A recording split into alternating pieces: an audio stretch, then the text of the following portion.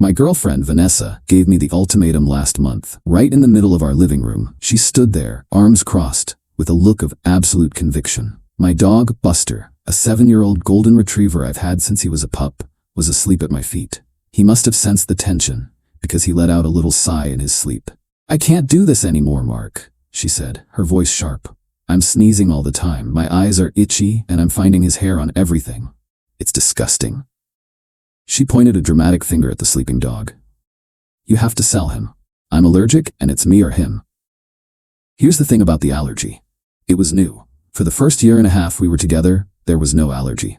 She loved Buster, or at least she acted like she did. The walks in the park, the Instagram photos with him, the cuddles on the couch, it was all perfect. Then her sister, Megan, moved back to town 6 months ago. Megan is one of those people who thinks animals belong on a farm, not in a city apartment. Suddenly, every time Vanessa came back from a sister's night out, the allergy would flare up. A sniffle here, a complaint about dog hair there. It started small, but it grew into this huge, unsolvable problem that was apparently ruining her life. I knew this wasn't about an allergy. It was about control. It was about Megan getting in her head, telling her that a serious, sophisticated couple doesn't have a big shedding dog in their 2-bedroom apartment. I'd had Buster for years before I even met Vanessa. He was there for me through a layoff, a bad breakup, and the loss of my dad. He wasn't a pet. He was family. Selling him was like asking me to sell a younger brother. I looked from her furious face down to Buster, who was now twitching, probably dreaming of chasing squirrels. I knew arguing was a trap. If I fought her, I was the bad guy who didn't care about her health. If I refused, I was the guy who chose a dog over her. She had built the perfect argument, where she was the victim no matter what. So, I took a different route.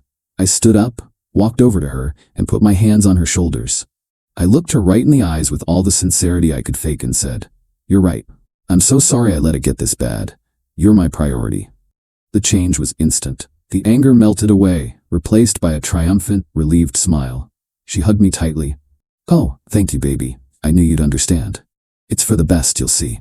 We can finally have a clean, adult apartment." I just hugged her back, patting her on the back while staring over her shoulder at Buster. An ice-cold plan was already forming in my head. My priority wasn't her. My priority was the loyal, loving creature who had been by my side for 7 years, and I was about to give him the life he deserved.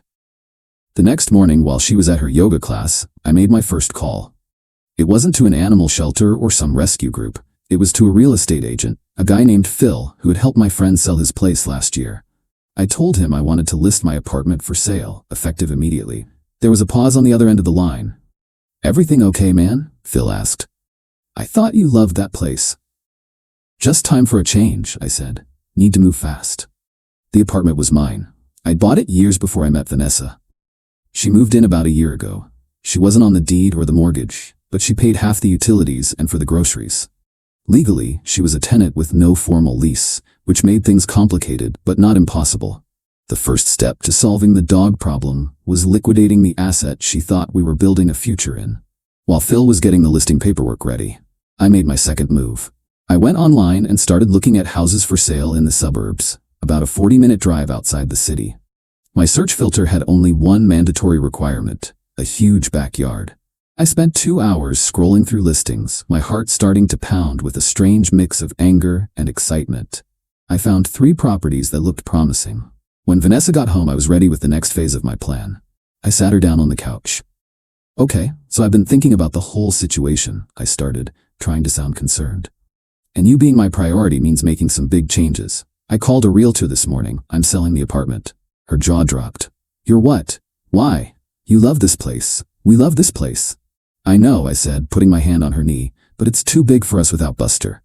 It's a constant reminder, and frankly, the maintenance fees are high. If we sell now, we can get a smaller, more manageable place, something new with no dog memories, a fresh start for us."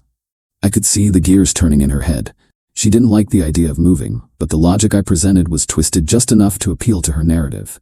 A fresh start in a clean, adult apartment was exactly what she wanted. "Okay," she said slowly. "Okay, I see what you mean. It's a big step, but if it helps, what about Buster? Have you listed him yet?" "I'm working on it." I lied smoothly. "I want to find him the perfect home. It's the least I can do. It's going to take some time to do it right."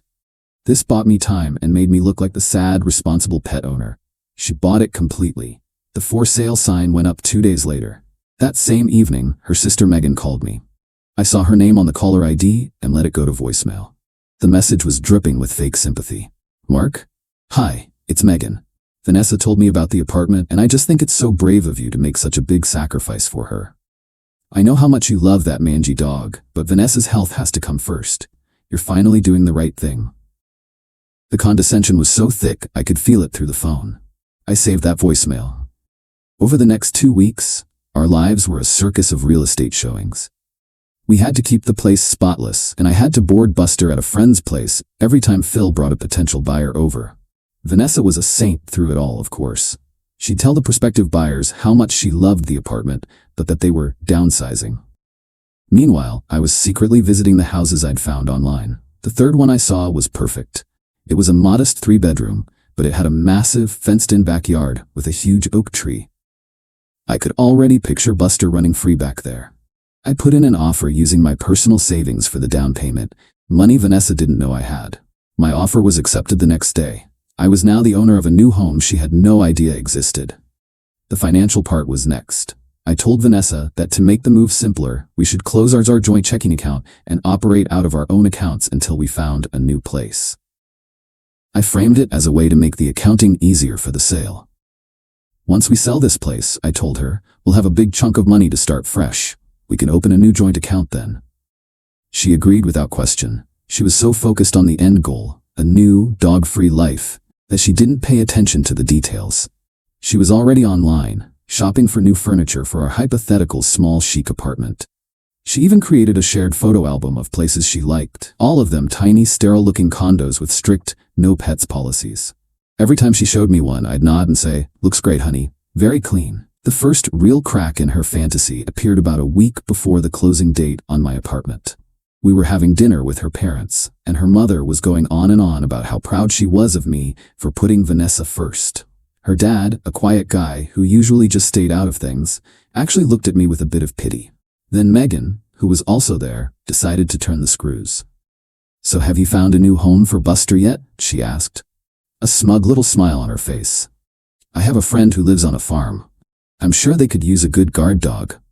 The idea of Buster, my friendly, goofy retriever who loves people, being a guard dog on some random farm made my blood run cold. But I kept my cool. "I'm still interviewing potential families," I said. "I want to make sure he goes to the right place." Vanessa jumped in, siding with her sister. "Mark, you're dragging this out. It's like you don't want to let him go. Megan's idea is perfect. Just get it over with." The pressure was on. For the first time, my calm facade almost broke. To see her so callously discuss getting rid of him after all those years she pretended to love him was infuriating. I just said, "I'll handle it," in a tone that shut down the conversation. But the incident solidified my resolve. They wouldn't just be consequences for Vanessa. Megan had earned a special front row seat. The open house for my apartment was scheduled for the final Sunday before the sale closed. Phil had printed up these glossy flyers to hand out. They had pictures of the apartment, the asking price, all the usual stuff. But at the bottom, in small print, was a little marketing blurb he liked to use. "Seller is highly motivated and has already secured their next home at 125 Oakwood Lane."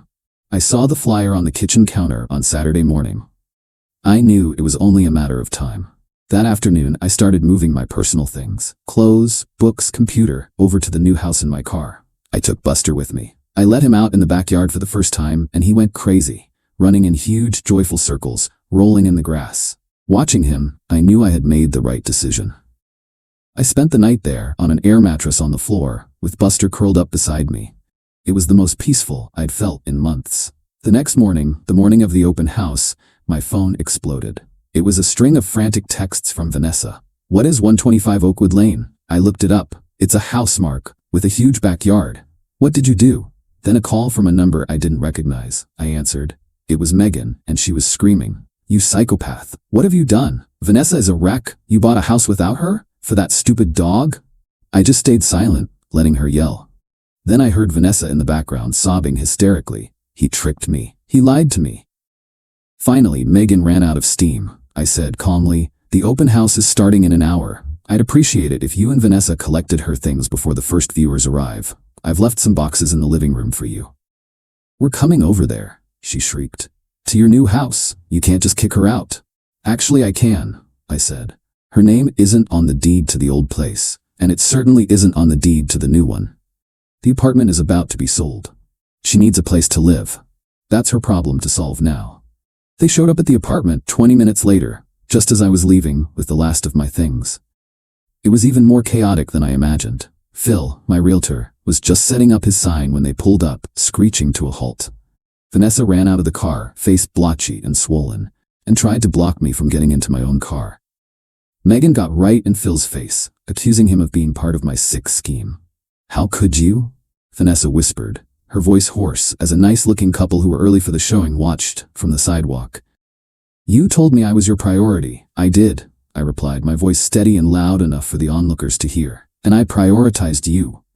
I prioritized getting you out of my life and out of Buster's life. It was the most important thing I had to do." I looked at Megan, who was still yelling at my poor realtor. "And you should really learn to stay out of other people's relationships." I got in my car and drove away, leaving them standing on the sidewalk as the first family of prospective buyers walked up the path for the open house. Phil called me an hour later. He said they made such a scene that he had to threaten to call the police for trespassing before they finally left. He also said the story of the crazy ex and her sister actually made the buyers more sympathetic towards me, and he got 2 offers over the asking price. I told him to take the highest one. The aftermath was a predictable storm of entitlement. Vanessa and Megan immediately launched a smear campaign on social media. There were vague posts about being betrayed by a monster and how I had tricked a sick, allergic woman into homelessness. They used old flattering photos of me and Vanessa, painting a picture of a perfect relationship I had maliciously destroyed. A few of our mutual friends took her side, sending me angry messages. I didn't engage. Instead, I made one single public post on my own page. It was a picture of Buster running happily in his new, huge backyard. The caption was simple: "Keeping my real priorities safe and happy.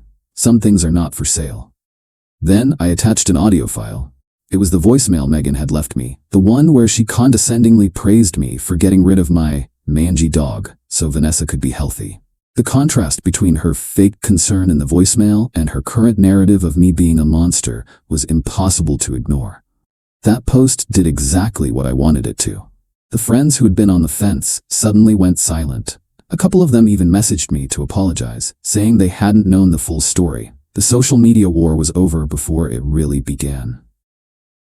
Facts, it turns out, are stubborn things. The next escalation came from their parents. Their mother called me, crying, begging me to do the right thing and take Vanessa back, or at least give her half the money from the apartment sale. I calmly explained that Vanessa had contributed nothing to the down payment or the mortgage, and that legally the proceeds were mine. I suggested that if Vanessa needed a place to live, perhaps she could move back home. There was a shocked silence on the other end of the line, followed by a dial tone. Vanessa did end up moving in with Megan, into her tiny one-bedroom apartment. I heard from a friend that it was a nightmare. 2 high-maintenance sisters in a confined space, with Megan apparently discovering that Vanessa was not a very considerate roommate.